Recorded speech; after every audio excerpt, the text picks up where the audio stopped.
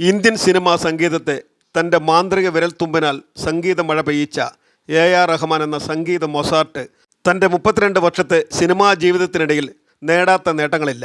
തൻ്റെ മാസ്മരികമായ സംഗീതത്തിലൂടെ ലോകത്താകമാനം ആരാധകരെ സൃഷ്ടിച്ച AR റഹ്മാൻ ഈയിടെ തൻ്റെ കുടുംബജീവിതത്തിൽ സംഭവിച്ച ശ്രുതിഭംഗങ്ങളെ വളരെ കുലീനമായി നേരിട്ടു.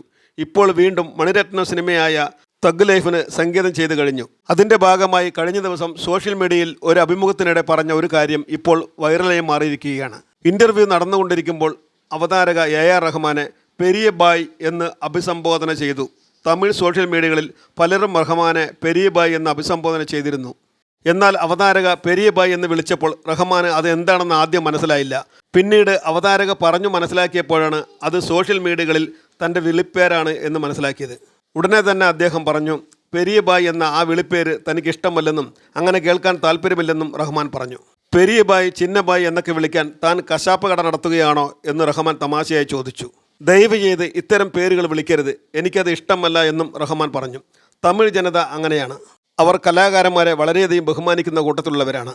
എങ്കിലും റഹ്മാൻ അവരോട് സ്നേഹത്തോടെ ഉപദേശിച്ചു, എന്നെ പെരിയ ബായ് എന്ന് വിളിക്കരുതെന്ന് അപേക്ഷിച്ചു. ഓരോ കലാകാരന്മാർക്കും അവരവരുടെ ഇഷ്ടങ്ങളുണ്ട്. കാലം അവർ ആഗ്രഹിക്കുന്ന വിധത്തിൽ അവരെ അടയാളപ്പെടുത്തട്ടെ എന്ന് GPS മീഡിയ ആശംസിക്കുന്നു.